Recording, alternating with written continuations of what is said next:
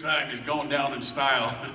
But every voice that, I never thought of like, can I do the voice? Voices that affect you, you just, for some reason, it would just like come out of me like, I know that voice, like Droopy Dog. You guys remember Droopy Dog?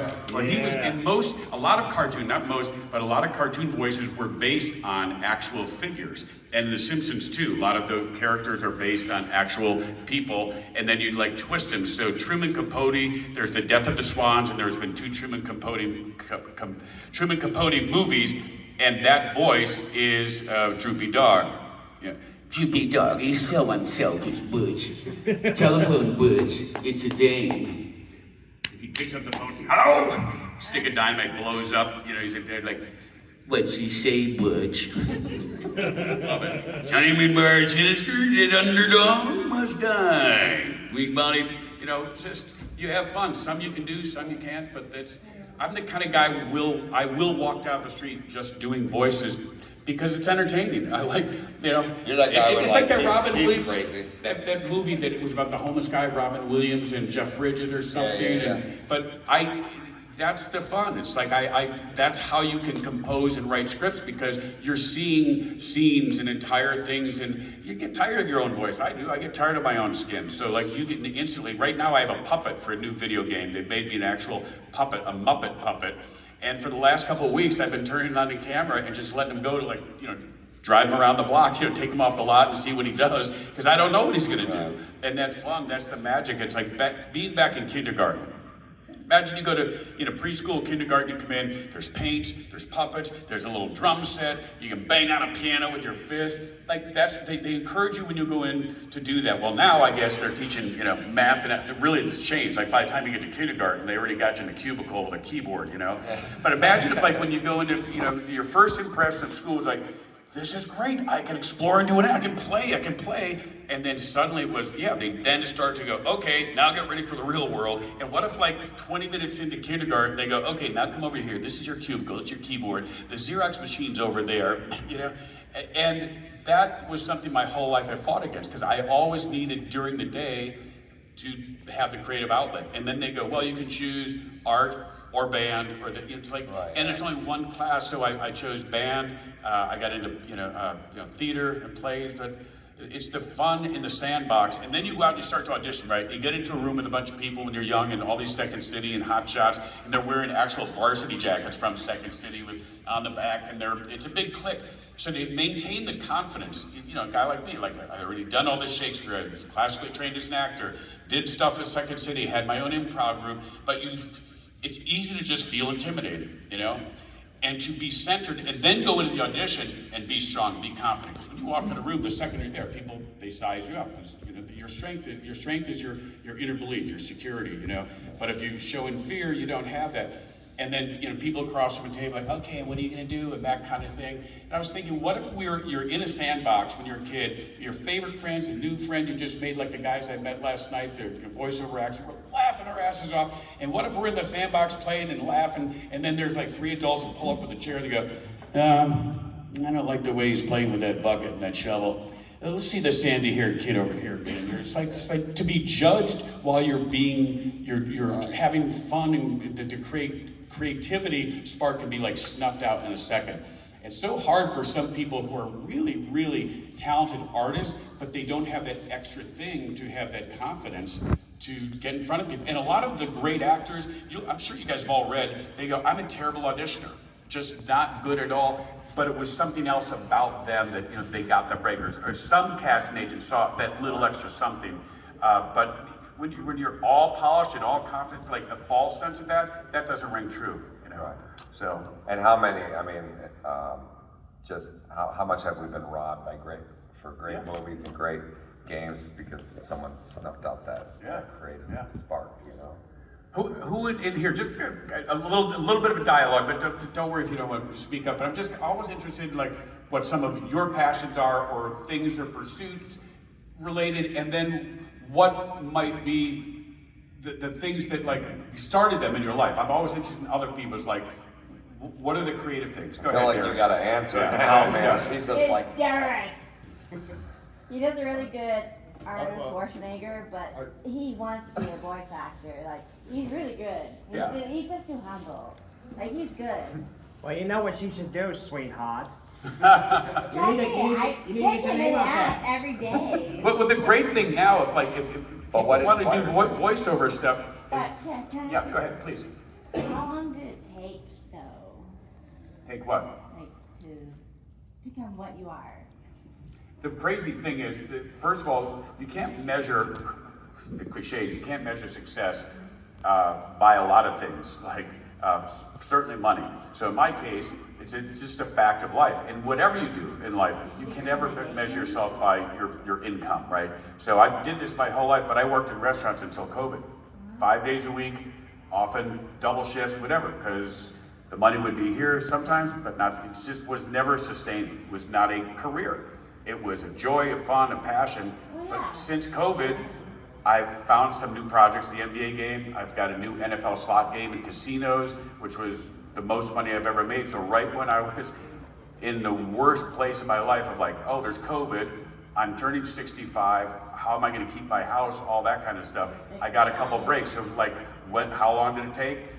It didn't take me any time to be good at what I was doing because I had so much fun, but to how long did it take to be someone that can, go, oh, I'm a voiceover actor, career guy that's successful? I think I'm still working on it. Do you want to hear it, Arnold? Yeah, I do.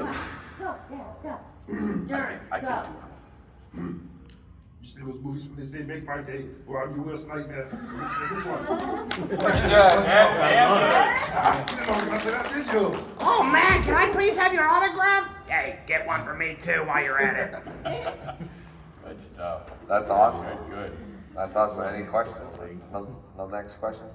Right there? I actually have the game on my Genesis.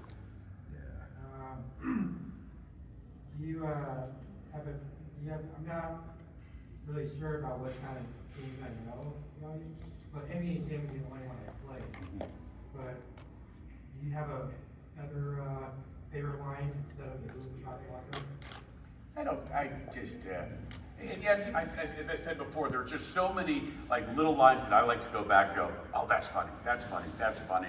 And I do separate it from myself. I no longer, I don't go, it's not a critique or I'm really good or whatever. If I laugh at my own stuff because now I don't remember it, I'm laughing genuinely. So it means it's genuinely good writing and good performance. So there are just so many of those. Go to YouTube and go Slugfest. They have entire games played. So if you don't buy a copy, but just get an idea. And there's an improv at the beginning of every Slugfest game where there's 60 seconds for the game to load. And it's me and the other guy just up in the booth doing Second City crazy off the wall improv. One he goes, hey Tim, I got this pig, Pablo the pig, he's gonna sing the 7th inning stretch. He's the rally pig, like they got the rally monkey. And he goes, hey, I'm gonna let him out of the cage. Jimmy, I don't think that's a good idea. And there's, I'm gonna let him out. All of a sudden, someone starts doing a rah, rah, rah. And it gets crazy. Jimmy, he bit me. I'm just hungry. Come here, Pablo. It's the anywhere. Stuff can just be chaos and humor. It's the best. Right on. Thank you guys for coming. If any Next more question. questions? Yeah, I Last don't want question. Yes, sir. My best friend's dad had that pinball machine, the Twilight Zone one. He loved it. He played it for like 10 years. Is there any way you could like say a couple lines from that and I could send it to him? You come down to my booth right at the end, but I'll just do something if I can remember. I had, what was nice is they would have a little sample of like one of the Twilight Zone openings in my headset, so they would kind of feed it to me, so you kind of get, it's like the pitch, like you're traveling through another dimension. A dimension not only of sight, a dimension of mind. You just crossed over into the Twilight Zone. Tonight's tale is about an ordinary man, one Mr. Tim Kitzrow, aka Mr. Boomshalaka. He's just created a game called NBA Jam that's going to lead him on a journey located just outside the Twilight Zone. That's awesome. Thank you. Yeah. Now, this is selfish moderator. Can you do Droopy doing NBA Jam? Welcome to NBA Jam Tournament Edition. Altitude with an attitude. He's so on fire. Boom shakalaka. That's awesome. Rejected. Blitz up and brick. Butch, you shouldn't shoot that. You can't buy a bucket. I think someone spiked Grim's alcohol with the sedatives again. Now his voice is all messing up. Hey, you holding out on me? A Mutant Football League fan. Rock on, brother. Wait for blame this guy. He got me into it 3 years ago, and now that's got more hours on it than Pokemon, It is Zelda, addictive. and Mario And I do love that. If you guys haven't played Mutant Football League, you're here, you like voice, you're interested in what else I do, just get a couple of highlights on YouTube of Mutant Football League. And in closing, Joel, you're such a spiritual guy, a man of deep faith, and one of the last things I always like to leave people with is that how much these shows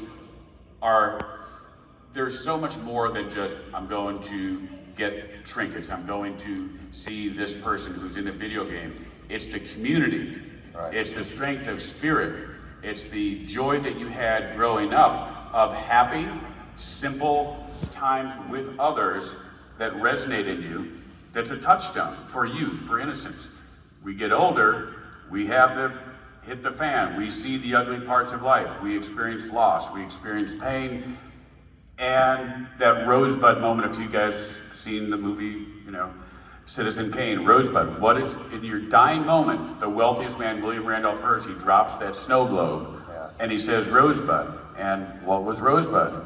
It was his sled, and this is that moment where, like, for me, Boomshalaka in a way is the sled, like, Boomshalaka. But there's something with every video game, everything that brought you here, that there's some moment with, as tough as things are out there, as ugly as they are in social media, in politics, this is a tribe, like at the end of a Star Trek movie, or every science fiction movie, that they're always trying to kill off people, going, don't you understand? People are killing the planet, they deserve to die, then we'll start over, all that kind of, but no, man is good in him, see the good? Like, there's always that moment. So these are the moments where I always go, there's good. There's real good in people, and you are it, and the coming together in these moments and seeing the joy and returning to a simpler time. Take that energy out of here and spread it. Be the ripple, be that little pebble in the pond that spreads that joy, and don't let the stuff that's happening, don't let the noise in the world and the politics get into your heart and your skin. Love thy neighbor. With that, amen. Amen. Amen. Let's get a round of applause for Tim Kitzrow. Thank you guys, really appreciate it. Thank you. Woo! That's the man. Go see him at his booth. That is an awesome Schwarzenegger. Wasn't it?